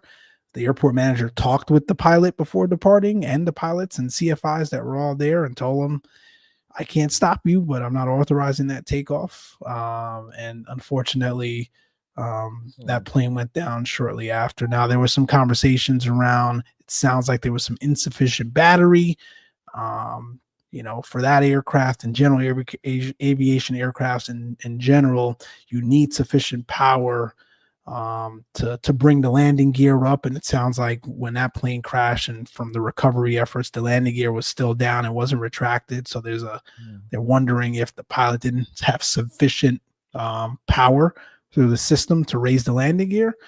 And then beyond that, the aeronautical decision making to take off into the deep dark end of a becoming IFR airport, that night operations is not allowed. So that was unfortunate. Again, you just see these things and you learn from them. And unfortunately, like you always say, Johnny, the FARs are written in blood, because these things happen, and more regulations have to come down to prevent people from going out and doing this stuff. And unfortunately, a lot of times it's not people that are, new to aviation, new to flying.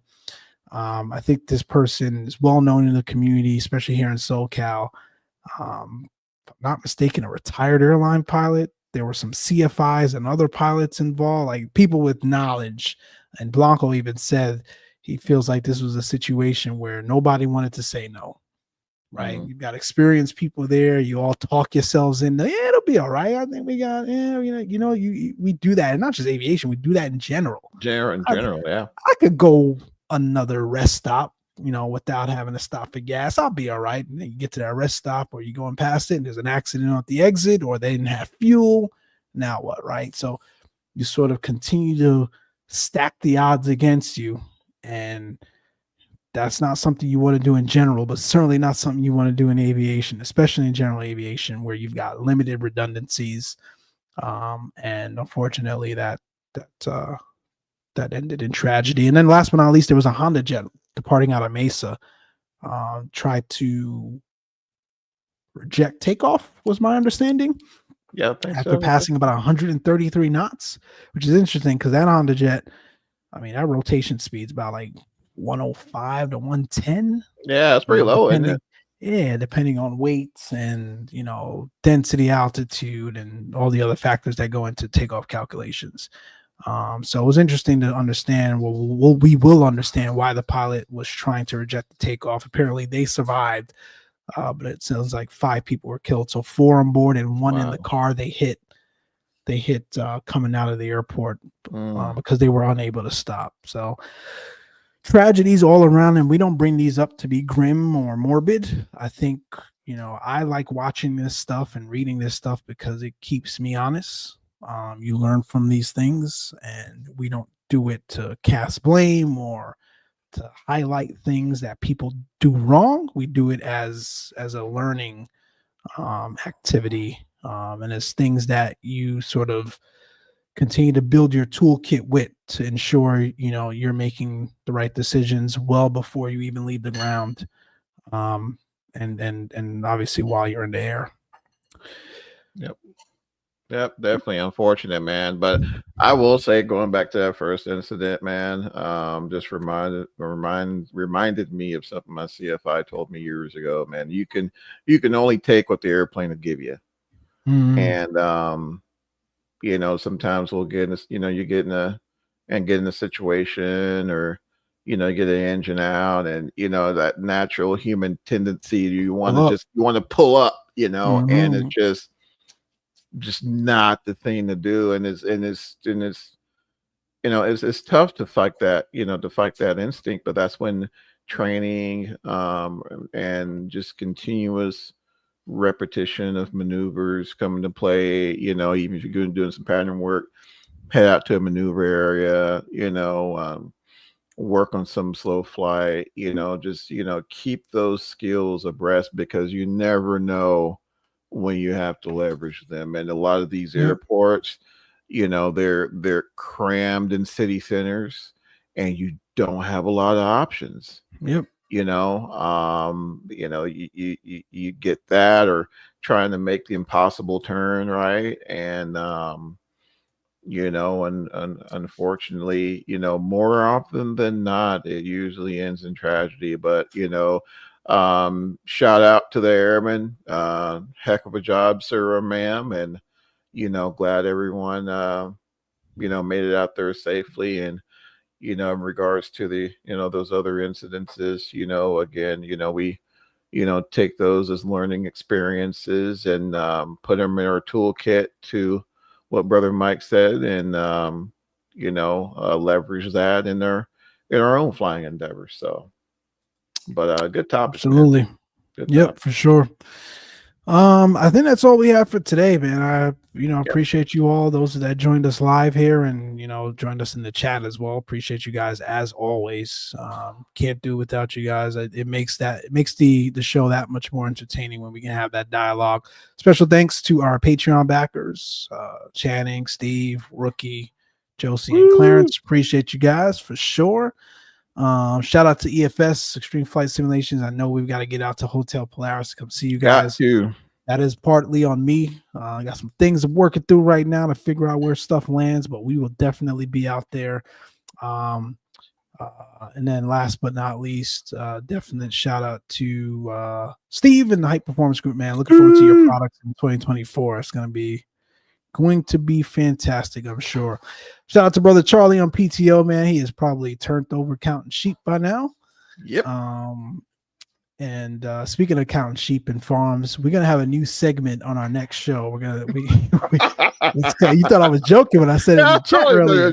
No, we're gonna do it. It's gonna be called. I should probably not say it because I don't want somebody to steal our roadmap. Now let me stop. Shots fired. That's fine. My bad. I didn't mean that. It's going to be called Off Topic. We're going to talk about things that are non-aviation related that Johnny, Charlie, and myself enjoy, from TV shows, movies, other additional hobbies. One of the ones we definitely want to touch on is Yellowstone. So if you're a Yellowstone fan, you watch the TV show, we got something for you in the next episode. What else? 2024. You guys enjoy it, man. Should be dropping here in a few hours. Looking forward to the comments, the feedback. We'll definitely be on with our perspective during the next show. And I think that was it, man. Make sure you check us out on closetrafficpodcast.com. Subscribe to our YouTube channels. Johnny, what else you got? Man, you hit it, brother. Everyone take care of yourselves and each other. Spay and neuter your animals. Until next time, keep the blue side up. We'll see it. Keep the blue side up. We'll see it.